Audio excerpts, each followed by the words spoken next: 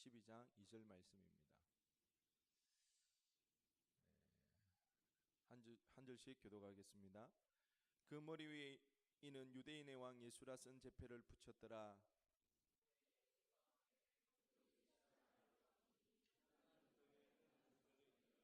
지나가는 자들은 자기 머리를 흔들며 예수를 모욕하여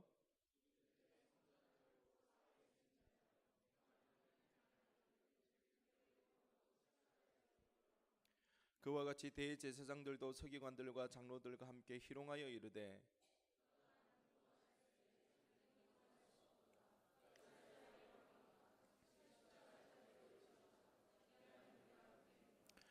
그가 하나님을 신뢰하니 하나님이 원하시면 이제 그를 구원하실지라. 그의 말이 나는 하나님의 아들이라 하였도다 하며. 우리 히브리서 12장 2절 말씀 다 함께 읽겠습니다. 믿음의 주요 또 온전하게 하시는 이인 예수를 바라보자. 그는 그 앞에 있는 기쁨을 위하여 십자가를 참으사 부끄러움을 개의치 아니하시더니 하나님 보좌 우편에 앉으셨느니라. 아멘. 오늘은 종려주일입니다. 예수님께서 예루살렘에 입성하실 때에 많은 이스라엘 백성들이 종려나무 가지를 흔들면서 호산나 다윗의 자손이요 하면서 예수님을 반갑게 그리고 격렬하게 맞이했던 그 날을 기념하는 날입니다. 하지만 예수님은 그 예루살렘의 입성이 어떤 의미입니까? 죽으러 가시는 길입니다. 그날을 기념하여서 우리가 종려주일로 기념하고 있습니다. 그리고 돌아오는 금요일이 우리 예수님께서 십자가에 달려 돌아가신 그날, 그리고 3일 만에 부활하신 그 시간들을 우리가 지키고 있습니다. 세례 예식은 그렇습니다. 이 피가, 이 포도주가, 이 빵이 실제적으로 예수님의 살은 아닙니다. 실제적으로 예수님의 피는 아니죠. 그런데 이 예식을 통해서 우리는 어디로 나아갈 수가 있습니까? 2000년 전 나를 위하여 십자가에 달려 돌아가신 예수 그리스도의 그 십자가 현장 앞으로 우리를 이끌어가 준다는 것입니다. 그 말은 어떤 의미가 있습니까? 내가 눈에 보지 못하였지만, 내가 그 2000년 전의 시간을 거슬러서 그 현장으로 나아갈 수는 없지만, 그 사건을 내가 그 현장 앞에서 보았던 것처럼, 경험하였던 것처럼 느낄 수 있고 체험할 수 있는 일이 일어나는 것입니다. 그러기에 우리가 세례 예식이 참으로 중요합니다. 초대교회는 모일 때마다 이 세례의 성찬의 예식을 거행했습니다. 주님을 기념하기 위하여서. 세례 예식이 있는 날마다 우리가 세례 예식이 아니죠. 성찬 예식이죠. 성찬식이 있을 때마다 여러분들에게는 정말 그 은혜를 사모하면서 참여했으면 좋겠습니다. 오늘 이 본문의 말씀을 가지고 십자가 하나님의 본심에 대해서 우리가 은혜 나누기를 원합니다. 십자가에 나타난 하나님의 본심이 뭘까? 왜 예수님께서 그토록 처절하게 죽어 가셔야만 했는가? 그렇게 죽어 가셨던 그 예수님의 십자가가 나와는 무슨 상관이 있으며, 또한 그 십자가와 나와 상관이 있게 되기 위해서는 어떤 일이 일어나야 되는가? 어떻게 2000년 전에 일어났던 그 일이 나와 상관이 있을 수가 있는가? 100년 전에 우리 조상이 누군지도 알지 못하고 그런 상황에서 2000년 전 시대가 다르고 언어가 다르고 문화가 다르고, 그것도 외국인입니다. 외국인. 그렇지 않아요? 한국 사람 아니잖아요. 엄밀히 말해서 기독교는 외래 종교입니다. 그렇죠? 이상합니까? 맞습니다. 외래 종교입니다. 2000년이라는 시간의 간극을 우리가는 뛰어넘을 수 없습니다. 그렇지만 언어의 그 간격, 시간의 그 간극, 그것들을 뛰어넘어서 그 십자가가 어떻게 경험되어지고 확신할 수 있는지 오늘 말씀을 통해서 은혜 나누기를 원합니다. 예수님께서 십자가에 달렸을 때에 많은 사람들이 예수님에 대해서 세 가지 감정 표현을 합니다. 이 세 가지 감정 표현은 예수님을 불쌍히 긍휼히 여기는 마음이 아니라 죽이는, 말살을 해버리는 그런 감정적인 표현들이었습니다. 먼저 예수님의 십자가에는 유대인의 왕이라는 제패가 붙어 있습니다. 스스로 구원자로 여겼던 자가 어떻게 여기에 매달려 있을 수가 있느냐면서, 그러면서 그가 했던 모든 말이 헛소리였다고, 아무짝에도 가치가 없는 그런 말이었다고 조롱하는 투의 표현이 유대인의 왕이라는 표현이라는 것입니다. 그 유대인의 왕이라는 그 제패를 붙여놓고 지나가는 사람들마다 이야기를 하죠. 웃음거리로 만듭니다. 자기가 한 말을 책임질 수도 없고 자기가 한 말에 대해서 그 말이 진실이 아니었다고 웃음거리로 만드는 조롱거리가 되어졌다는 것입니다. 철학자 스피노자는 조롱에 대해서 이렇게 이야기합니다. 우리가 경멸하는 것이 우리가 싫어하는 사물 안에 있다고 생각할 때 발생하는 기쁨이라고 말입니다. 예수님에 대한 경멸감이 그의 앞에서 기쁨으로 변한다는 것입니다. 예수님을 대적하였고 예수님이 당하는 그 고통과 그 아픔으로 인하여서 많은 사람들은 즐거워했습니다. 기뻐했습니다. 그것이 바로 조롱이라는 것입니다. 그리고 지나가는 사람들은 예수님을 향해 모욕을 합니다. 성전을 헐고 사흘 만에 짓겠다고 하는 자가, 성전을 헐고 사흘 만에 짓겠다는 자가 어찌하여 이 십자가에 매달려 있냐고, 지금 당장으로 뛰어내와 보라고, 지금이라도 스스로를 구원하여 내려와 보라고, 그러면 내가 믿겠다고 그렇게 모욕을 합니다. 상대방으로부터 이 모욕감, 모멸감을 가지게 하는 표현은 상대방에 대해서 존중하는 마음이 없습니다. 상대방을 나와 동등한 인격자로 보지를 않습니다. 상대방은 내가 함부로 해도 되고 하찮게 여겨도 되는 그런 존재로 생각을 합니다. 그래서 더 이상 인격적인, 그도 동일한 인격이 있고 존중받을 만한 권리가 있다는 것을 무시합니다. 한마디로 인격 말살이 일어나는 거죠. 그러기에 이 모멸감을 주는 것은 그 사람으로부터 사형 언도를 받는 것과 다를 바가 없다는 것입니다.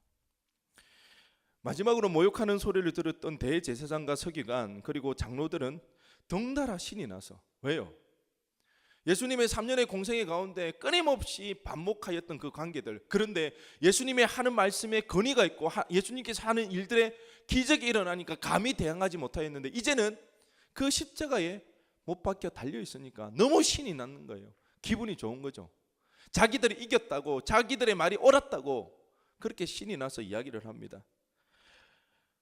남은 구원하더니 어떻게 자기는 구원하지 못하느냐고, 자칭 이스라엘 왕이라고 하였던 자가 어떻게 이렇게 제 목숨 하나 유지하지 못하냐고 그렇게 예수님에 대해서 희롱을 하기 시작합니다.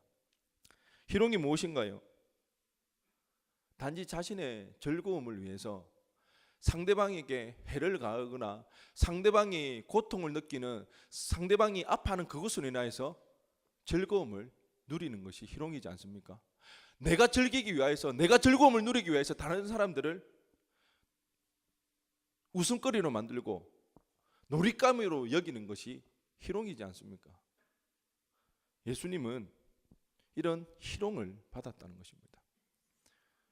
희롱을 받게 되어지면 스스로에 대한 자아 존재감이 굉장히 떨어지겠죠. 삶에 대한 회의가 들 것입니다. 희롱받으면서 내가 어떤 존재인가, 그 회의감에서 이 세상을 살아갈 힘이 나지 않고 절망 가운데 살아갈 수밖에 없는, 그것이 희롱이지 않겠습니까? 이같이 예수님께서는 조롱과 모욕과 희롱을 당하면서 그야말로 인격적으로 당할 수 있는 모든 것들을 당했습니다. 조롱당하고 모욕당하고 희롱당하고 그야말로 인격적으로 파탄나고 말았다는 것입니다. 여러분 어떻습니까? 여러분들은 웬만한 소리에 괜찮습니까? 여러분들이 힘들어하는 이유가 뭡니까? 이 정도면 잘 먹고 잘 살만하지 않습니까? 그런데 여전히 우리 삶 가운데 어려운 것 중에 하나가 누군가 상대방이 나에게 언짢은 소리를 해오면 그것이 감당하기가 쉽지가 않습니다. 더군다나 그 강도가 높아지고 주위에 많은 사람들이 나를 향해서 비난의 소리를 높여 나갈 때 우리는 감당하지 못하고 절망하게 되어집니다. 나 자신에 대해서 회의를 가지고 내 스스로에 대해서 부정하기 시작한다는 것입니다. 익명성이 보장된 인터넷에서 비인격적인 언어로 누군가를 공격할 때에 심지어 자살하는 일까지 발생하게 되어집니다. 유명한 연예인들이 왜 대인기피증, 공황장애가 일어나겠습니까? 가상의 공간에서 인신공격을 당하기 때문에 그러한 일들이 일어나지 않습니까? 말이 무섭습니다. 신체적인 폭력과 신체적인 공격이 아니라 할지라도 말로서 누군가를 음해하거나 누군가에게 폭력을 가한다면 그 사람을 죽이고도 남는 것이 언어라는 것입니다. 말에는 힘이 있습니다. 왜요? 하나님께서 말씀으로 세상을 창조하셨기 때문에요. 그 하나님의 형상을 닮은 우리도 그 말에 힘을 가지고 있다는 것입니다. 말이 그토록 무서운 것이라는 겁니다. 이렇게 인신공격은 가공할 만한 힘을 가지고 있습니다. 지금 예수님께서는 공개적으로 그것도 벌거 벗긴 채로 십자가에 매달려서 이런 수모를 당하고 있습니다. 이뿐입니까? 이 인격적인 모독 이전에 예수님께서는 기진맥진할 정도로 정신이 혼미할 정도로 엄청난 육체적인 고통을 당했다는 것입니다. 우리말에 피말려 죽인다는 말이 있습니다. 인류 역사 가운데 가장 가혹한 형틀이 사형 형틀이 바로 십자가 형틀입니다.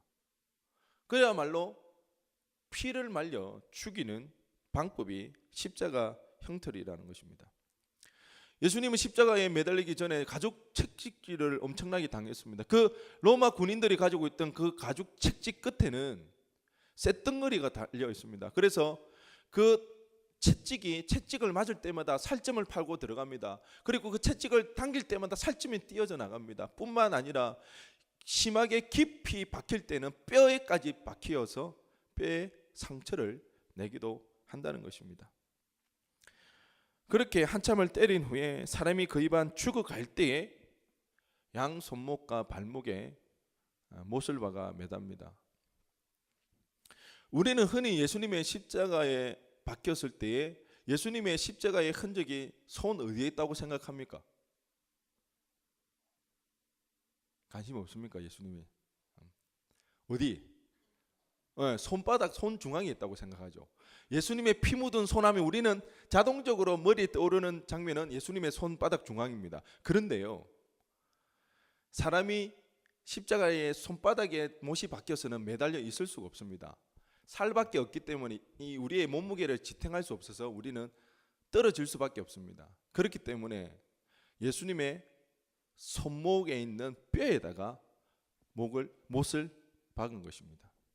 양 손목에다가 십자가를 대못을 박습니다. 그리고 발목에 있는 뼈에다가 못을 박죠. 그런데도 사람이 죽을까요? 안 죽을까요? 안 죽습니다. 죽지 않습니다. 그리고는 십자가에 매달려서 이제는 본인 스스로는 가장 극한의 고통을 느끼고 있습니다. 만일 여기에 자비가 있다면 어떤 자비가 있을까요? 얼른 죽여주는 게 자비입니다. 정말 십자가에 매달려서 피가 한 방울 두 방울 떨어지면서 그렇게 피를 말려 죽이는 사형틀이 십자가 형틀이라는 것입니다. 그래서 이 고통이 얼마나 심했던지 로마 시민권자를 가진 자들에게는 이 십자가형을 언도하지 않았습니다. 이방인들에게만 이 십자가형을 언도했습니다. 게다가 특별히 로마 권력의 반기를 들고 대항하였던 반역자, 정치적인 정치범인 반역자들에게만 이 십자가 형태를 허락했다는 것입니다. 그 정도로 고통스럽고 끔찍한 사형틀이 바로 십자가 형틀입니다. 이렇게 수치스럽고 고통스러운 십자가에 우리 예수님께서는 왜 그렇게 처절하게도 그리고 비참하고도 그렇게 처절하게 죽어 가셨을까요? 예수님에게는 그들을 대항할 힘이 없었을까요? 우리가 잘 알다시피 예수님의 공생의 기간 가운데 얼마나 많은 일들을 일으키십니까? 중풍병자를 고치시죠. 나병 환자를 고치십니다. 뿐만 아니라 죽은 나사로도 살리지 않습니까? 더 나아가 사람의 일들뿐만 아니라 풍랑을 만났을 때, 폭풍우를 만났을 때에 한마디 말씀으로 폭풍우를 잠잠케 하시는, 자연까지도 예수님의 말씀에 순종하는 그 일들이 일어났던 능력을 가지신 분이 바로 예수님이시라는 것입니다. 그리고 우리 예수님께서도 당신이 그러한 힘과 능력이 있음을 분명히 말씀해 주셨습니다. 예수님께서 사로잡혀 가시기 전에 제자들과 함께 기도하러 가십니다. 열심히 기도하고 있는데 드디어 가룟 유다가 예수님을 팔아넘기기 위해서 군병들을 데리고 옵니다. 그때에 베드로가 어떻게 합니까? 대제사장의 종의 귀를 어떻게 하죠? 칼을 빼내서 잘라버립니다. 왜 베드로는 그렇게 했을까요? 그 베드로가 기다렸던 그 때가 다가왔다는 것이에요. 지금 그들이 일어설 때라는 것이죠. 이제는 그가 대제사장의 종의 귀를 잘랐다는 것은 전쟁의 선포입니다. 이제 로마 군인들과 대항해서 전쟁을 일으켜야 할 그때라고 베드로는 생각해서 베드로의 종의 대제사장의 종의 귀를 잘라 버렸다는 것입니다. 그때 우리 주님께서 어떻게 이야기합니까? 마태복음 26장 53절에 너는 내가 내 아버지께 구하여 지금 12군단 더 되는 천사를 보내시게 할 수 없는 줄로 아느냐. 예수님은 그 로마 군인들을 대항해서 싸울 만한 충분한 병사들, 권력을 가지고 계시다는 것입니다. 12군단 더 되는 천사, 12군단이면 얼마인지를 알기 위해서는 당시에 로마 군단이 어떻게 편성되어 있는지를 알면 우리가 알 수가 있습니다. 당시에 로마 군단은 한 군단은 6천 명이었습니다. 그렇기 때문에 12군단은 바로 7만 2천 명이라는 거죠. 7만 2천 명의 군인이 아니라 누구를 부른다는 거예요? 천사. 7만 2천이 넘는 천사를 불렀을 때에 이 예수님을 대항할 이 세상에 그 어떤 군대 권력이 있겠습니까? 없다는 거죠. 그럼에도 불구하고 우리 주님께서는 그렇게도 처절하게 죽어 가셨습니다. 그것은 그 이유는 대제사장과 장로들과 서기관들이 예수님을 희롱하기 위하여 했던 말, 자기들이 한 말에 의미도 모른 채 했던 말, 자기는 죽고 다른 사람은 살리기 위해서였습니다. 아니, 예수님께서는 죽으셔야만 했습니다. 그래야 여기 있는 여러분과 저, 이 세상의 많은 죄인들을 살릴 수가 있었기 때문입니다. 당시 이스라엘 사람들의 사고방식으로는 상상할 수 없는 그런 일이었습니다. 우리는 어떻습니까? 이해할 수 있습니까? 아니요. 지금까지도 우리는 이 사건을 이해할 수가 없습니다. 우리는 히어로, 영웅을 원합니다. 그렇죠? 히어로가 되기 원합니다. 영웅이 되기 원하잖아요. 짓밟히는 사람 되고 싶습니까? 누군가를 위해서 내가 짓밟힐 수 있다면 그 사람이 살아난다면 우리가 그 일을 위해서 살아갑니까? 아니에요. 우리는 여전히 히어로, 영웅이 되기를 원합니다. 그래서 우리는 수많은 영웅들을 좋아합니다. 열광합니다. 지금도 우리는 영웅을 찾죠. 왜요? 내가 비록 영웅이 되어지지 못한다 할지라도 그 영웅을 통해서 대리만족을 누릴 수가 있잖아요. 그래서 이 우리의 정확한 욕망을 정확히 집어내어 가지고 성공한 사람들이 많습니다. 성공한 인물이 많죠. 누굽니까? 슈퍼맨, 배트맨, 아이언맨, 킹스맨. 어떻습니까? 이 사람들은 다 영웅들입니다. 히어로입니다. 세상을 구원합니다. 근데 그 히어로, 그 영웅들은 어떻게 세상을 구원합니까? 원수들을 짓밟아 무너뜨리죠. 우리도 영웅이라고 했을 때에 이런 생각을 하고 있다는 것입니다. 당시에 많은 사람들도 그런 영웅, 그런 히어로, 그런 예수님을 소원했다는 것입니다. 어떻게 보면 이러한 영웅적인 구원자가 지극히 정상처럼 보일 수도 있습니다. 그런데 사랑이신 하나님은 달랐다는 것입니다. 죄로 물든 인간의 사고방식과 그런 인간이 말하는 정의와는 전혀 다른 방법으로 어떻게 구원을 이루어내셔야 하는지 오직 하나님만이 그 방법을 알고 계셨다는 것입니다. 바로 십자가입니다.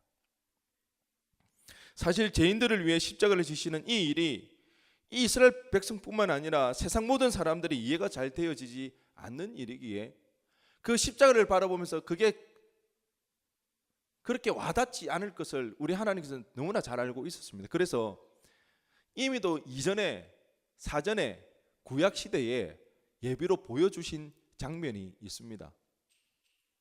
민수기 21장을 보면 출애굽한 백성이 이제 홍해를 건너 가나안 지역으로 나아가고 있습니다. 그들이 네겝이라는 지역에 이르는데요. 그 땅에 네겝에 사는 왕이요 이스라엘 백성들을 반가이 맞이하지 않습니다. 이들이 와서 자신들을 괴롭히고 공격하여서 자기들을 무찌를까 싶어서 이스라엘 백성들을 사로잡아 버립니다. 그때에 그들이 하나님 앞에 기도하며 나가죠. 하나님, 우리를 도와주옵소서. 이 땅에서 저들에게 사로잡힌 바 되어지지 아니하고 아버지 하나님께서 우리에게 허락하신 그 가나안 땅으로 나아갈 수 있도록 하나님, 이 땅을 점령할 수 있도록 하나님 힘을 다하여 주옵소서. 그래서 하나님이 주시는 힘으로 인하여서 하나님의 도움을 인하여서 그 땅을, 그 네겝 땅을 전멸시켜 버립니다. 그리고 점령하죠. 완전히 전멸하였다 해서 그 땅 이름을 호르마라고 그렇게 짓고 있습니다. 드디어 그 땅 네겝 지역을 점령하고 완전히 멸절하여서 호르마라 한 그 지역을 이제 떠나 하나님께서 약속하신 가나안 땅으로 나아갑니다. 그런데 조금 전까지 하나님의 놀라운 은혜와 하나님의 역사로 그들이 승리한 그 일들을 잊어버리고 그들이 가는 길에 물이 없다고, 먹을 것이 없다고 하나님 앞에 원망하고 불평하고 나아갑니다.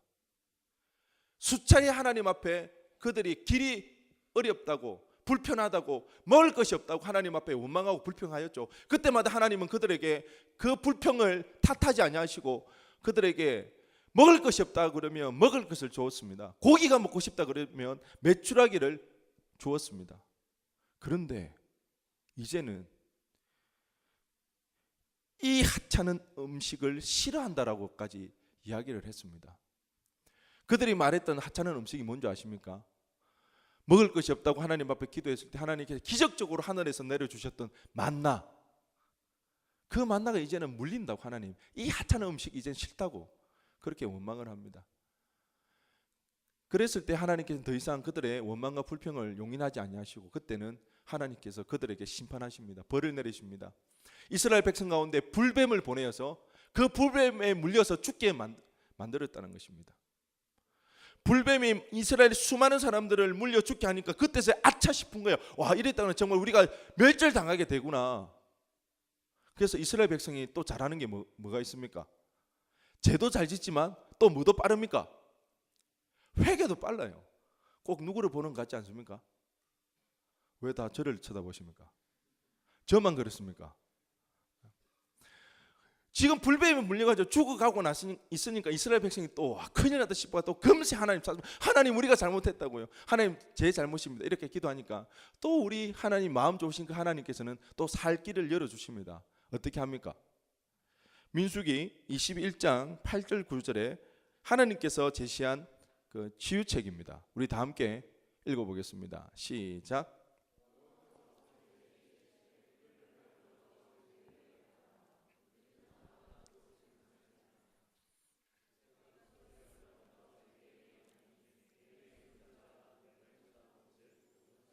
아멘. 다른 방법이 아니라 어떻게 했다고요? 불뱀은 뭐고 노뱀은 뭡니까? 불뱀은 진짜 뱀이고 그 뱀의 모양을 따라서 노수로 만든 게 뭐죠? 노뱀이잖아요. 그 노뱀을 만들어 가지고 장대 높이 들었어요. 야, 이거 보면 살아. 이거 봐. 장깨라고. 내가 소리를 지는 건 아닙니다. 아마 그랬을 겁니다. 이거 봐라고. 이거 쳐다보면 산다고. 그러면 어떻게 합니까? 쳐다봐! 쳐다보라고! 그럼 어떻게 해야 돼요? 쳐다봐야 되겠죠. 근데 다 쳐다봤을까요? 지금 생명이 경각이 달려 있습니다. 지금 한시가 급합니다. 내가 어떻게 지금 죽어갈지 모릅니다. 그러면 우리가 진짜 급한 게 뭘까요? 나 지금 죽어가고 있는데 지금 나는 빨리 병원을 가가지고 진짜 저명한 의사한테 수술을 받거나 아니면 그 유명한 의사가 나한테 이 치료할 수 있는 약을 받아야 되는 게 급선무이지 않을까요? 이스라엘의 많은 사람들이 뱀에 물려서 죽어가는 많은 사람들이 전부 다 이 노뱀을 쳐다봤을까요? 그렇지 않았다는 거죠. 자기들이 생각할 때 노뱀을 쳐다보는 것은 너무나도 비상식적이고 미개한 방법일 수 있었다는 것입니다. 그런데 신기한 사실은 뭡니까? 노뱀을 쳐다본 즉 살았더라. 할렐루야. 유명한 실력 좋은 의사가 필요 있는 것이 아닙니다. 약을 먹는 게 문제가 아닙니다. 하나님의 말씀에 순종해서 쳐다보기만 하면 살아난다는 것입니다. 십자가도 이와 같습니다.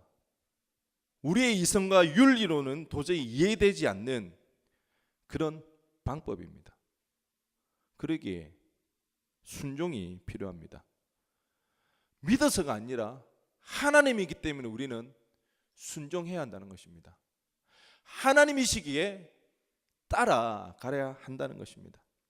그때에 우리는 내 경험, 내 이성, 내가 가지고 있는 그 이상의, 내가 상상할 수 있는 그 이상의 것을 경험하게 되어지는 일들이 일어난다는 것입니다.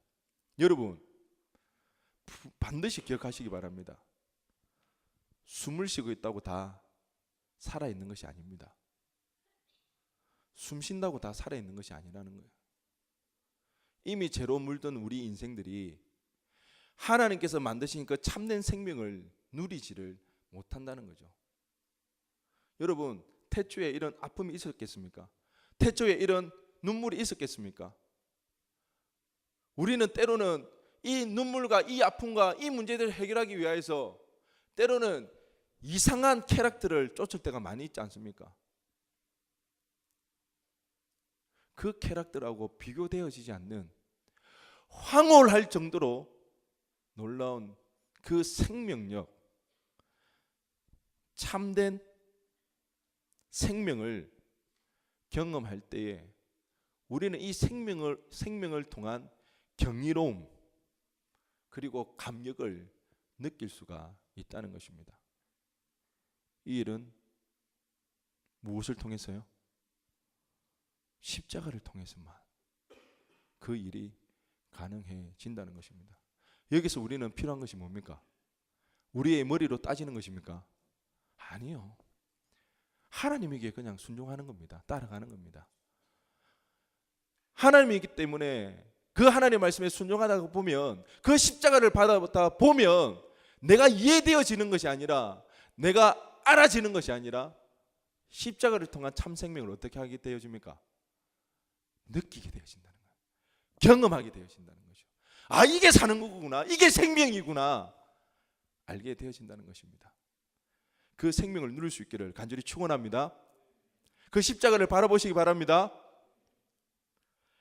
그런데 불뱀에 물린 사람들이 비이성적이기 때문에 미개한 방법이기 때문에 노뱀을 쳐다보지 못한 이유도 있었지만 또 다른 이유가 있었다는 겁니다.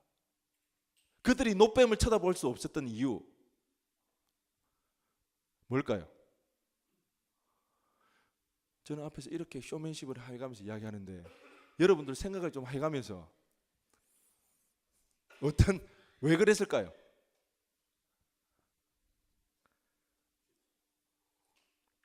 죄책감. 너무 수준이 높은 것 같은데. 비슷해요. 죄책감. 근데 우리가 본능적으로 지금 그런 게 있다는 거예요. 지금 막 죽어가고 있는데 우리 말에 자꾸 내가 이 말이 헷갈려가지고 자라보고 놀란 갔어요? 뭐 보고 놀란다? 자꾸 소뚜껑 먼저 나올 것 같아가지고 자라보고 놀란 갔어요? 소뚜껑 보고 놀란다는 거예요. 지금 뭐한테 물렸어요? 뱀한테 물렸어요. 근데 그 뱀을 형상한 그 노뱀을 쳐다보기가 좋을까요? 여러분에게도 그런 경험이 있는지 모르겠지만 우리가 좋아하는 음식이 있는데 그 음식을 잘못 먹어서 탈이 나는 경우가 있지 않습니까? 그랬을 때 그 음식은 어떻습니까? 여러분 또 먹죠? 그러니까 우리 다이어트가 안 되는 거 아니에요. 이놈의 배는 언제 들어갈는지 주님 오셔야 될 것 같은데. 저 예전에 한번 그 숯불에 구운 치킨 불머시기 불땡만 김에만 있는 거예요. 불로만 치킨 김에만 있나? 죄송해요. 그 치킨은 너무 좋아해가지고 막 이렇게 한참을 먹었는데요. 그게 좀 잘못된 것 같아요. 그래가지고 밤에 자다가 도저히 안 돼가지고 막 이렇게 이제 병원을 갔는데 병원에 다 와서 도저히 참지를 못해가지고 저는 평생에 그런 토를 해본 적이 없습니다. 참다 내가 구토를 했는데 구토가 진짜 거짓말 안 하고 부수처럼 튀어나가는 거예요. 여러분 남의 고통을 이렇게 즐기시면 안 됩니다. 저는 그때 죽는 줄 알았어요, 진짜. 지금 생각해도 그 병원에 되게 죄송한데 그 병원 화단이 있었거든요. 그래도 뭐 영양분 되지 않았을까요? 나무가 쑥쑥 자라났을 텐데. 그런데 그 사람 앞에 했다고 생각해 보세요. 의사 선생님 진찰하고 할 때 하는 것보다는 화단에 하는 게 더 낫지 않습니까? 어쨌든 진짜 제가 그때 진짜 힘들었어요. 이후로 그 불로만 치킨을 제가 먹었을까요? 안 먹었을까요? 한 달 지나 또 먹었습니다. 근데 한동안 어땠을까요? 냄새도 맡기 싫습니다. 냄새 맡으면 토할 것 같았어요. 그렇습니다. 지금 그 불뱀에 물려 죽었는데 그 불뱀 때문에 죽어가게 돼 있는데 그 불뱀의 모습을 한 그 노뱀을 본다는 것은 쉬운 일이 아니라는 거죠. 트라우마가 있는데 그렇다는 것입니다. 십자가 역시 그렇습니다. 십자가를 보면 그런 생각이 절로 날 수밖에 없다는 것입니다. 아까 우리 형제가 그랬는데 죄책감 맞습니다. 그 십자가를 바라볼 때 우리는 그런 느낌이 들기 때문에 그런 마음이 들기 때문에 바라보는 것이 쉽지가 않다는 것이죠. 우리는 지금 막 십자가 목걸이도 하고 다니죠. 십자가 귀걸이도 하고 다니고 십자가를 문양으로 삼아서 새기기도 해요. 그런데 당시에는 상상도 할 수 없었던 일입니다. 십자가는 금기 언어입니다. 십자가를 말을 할 수가 없다는 거예요. 왜요? 너무 참혹하기 때문에, 너무 잔인하기 때문에. 여러분 이것이 잘 와닿지 않은 것 같아서 제가 PPT를 준비를 했습니다. PPT 한번 보여주시기 바랍니다.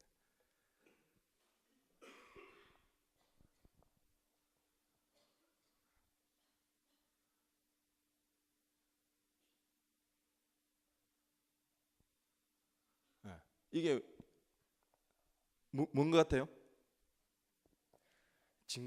징그럽나요?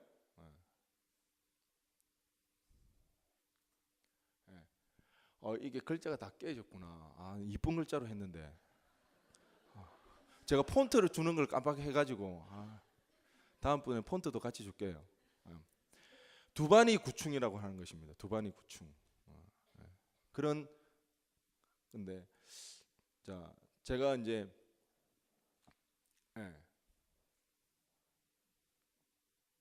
이게 우리가 흔히 아는 십이지장충, 그런 십이지장충입니다. 그 다음에 이거는 뭔 것 같아요?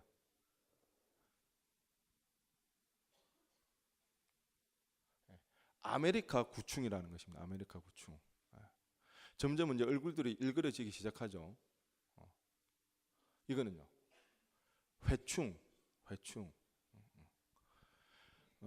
서민 교수가 기생충 박사로 되게 유명하지 않습니까? 그 교수님이 이런 말을 합니다. 회충 모여 있으니까 징그럽다는 거예요. 사람도 모여 있으면 징그럽다는 거예요. 어디에? 이 다 뭡니까?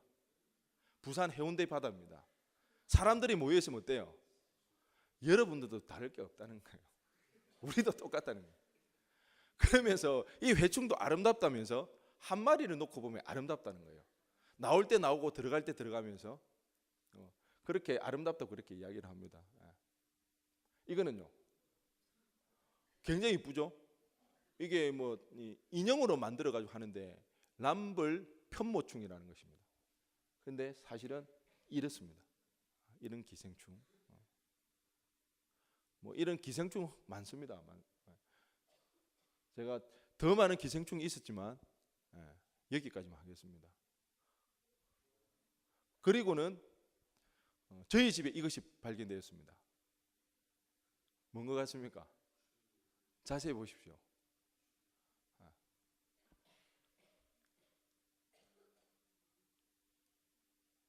오, 한 장 더 있는데. 여기는 왜요? 같이 살아가는. 제가 기생충을 한참 보고 있다가 이번 주에 저희 집에 반가운 손님이 찾아왔습니다. 우리 와이프가 베란다로 나갔는데 뭔가 우리 집 사람의 것은 아닌데 이상한 똥이 보인다고, 쥐똥 같다면서. 계속 보고 있으면 좀 그러니까 이제 내려주세요. 그래가지고 설마 했습니다. 저도 그때부터 가슴이 요동치기 시작했습니다. 이걸 어찌하면 좋을까?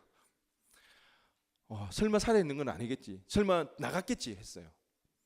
그런데 그 다음날 우리 장모님께서 세탁기 위에 있는 바구니 통을 빨래를 꺼내려고 하는데 거기서 갑자기 뭔가 확 튀어나가는 거예요.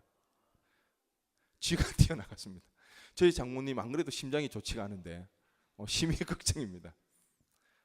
그리고 그 베란다 문을 닫아놨습니다. 어떻게 해야 되나 그래가지고 이제 쥐 덫을 놓았죠. 쥐 찍찍이. 아니나 다를까 다음날 새벽 반가운 손님이 거기에 붙여가지고 움직이도 못한 채 꿈틀 가지도 못하고. 저는 이제 새벽 기도를 마치고 아마 만약에 잡혔으면 우리 와이프한테 연락이 올 것 같다고 이제 생각을 하고 있었어요. 근데 문자가 안 오는 거예요.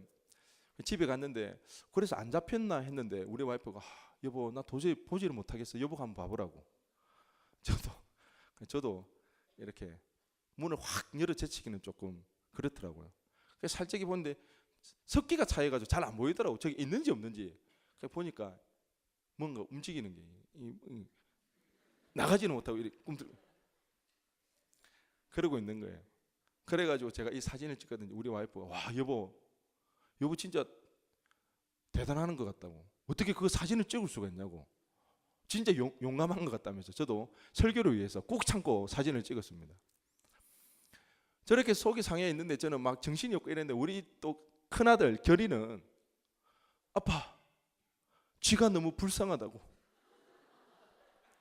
내가 하도 기가 차가, 야 아빠가 더 불쌍하다고, 아빠를 그렇게 좀 불쌍히 여겨봐라고 그랬어요. 그런데 이 애가 또 아빠 하나님은 생명이 귀하다고, 어디서 또 그런 이야기 들어가지고 생명이 귀하다고 그랬는데 엄마 아빠는 너무 잔인하다면서요.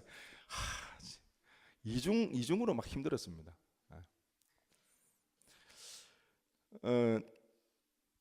제가 왜 이제 이것을 했냐면 당시 십자가는요 진짜 잔인했습니다. 끔찍했습니다. 참혹했습니다. 그래서 금기 언어였습니다. 말을 할 수가 없었습니다. 석규 형제가 그때 그런 이야기 하더라고. 어디 가서 이제 설교를 듣는데 그랬다는 거예요. 만일 당시 예수님 당시의 사람이 지금으로 와서 우리가 십자가를 대하는 태도를 봤을 때 깜짝 놀랄 거라는 것이죠. 십자가를 그렇게 대할 수가 없다는 거예요. 그 십자가를 귀걸이에 달고 다닌다? 목걸이를 하고 다닌다? 미친놈이죠. 그 끔찍한 것을 말을 할 수가. 여러분 식사하는데 기생충 이야기하면 좋습니까? 제가요 어떻게 이 참혹하고 비참하고 끔찍한 것을 여러분들에게 좀 잘 전할까 생각을 하다가 구글 사이트에다가 검색어로 징그러운 사진을 딱 검색어로 찍었어요. 제가 10초도 못 보고 닫았습니다. 지금도 그 생각하면 끔찍해요. 그리고 제가 그러던 중에 서민 교수님이 생각이 나가지고 기생충을 이렇게 사진을 캡처한다고 1시간 정도를 들여다봤어요. 기생충을. 그런데 그날 저녁 먹은 게 탈이 난 거예요. 속이 미식미식거리고 체한 것처럼. 게다가 또 우리 집에는 어떤 사건이 발생했습니까? 반가운 손님이 찾아와가지고 제가 한 주간 동안 제 속에 완전 전쟁통이었습니다. 우리는 기생충이나 이런 쥐만 봐도 징그러워가지고 속이 메스꺼웠고 미식거리고 그렇다는 것이죠. 메스꺼움, 울렁거림. 만일 우리가 우리 자신의 죄를 느낀다면 우리는 늘 이렇게 메스껍고 그리고 구토 증세가 나타날 겁니다. 죄라는 것은 그처럼 끔찍하고 징그럽기 때문입니다.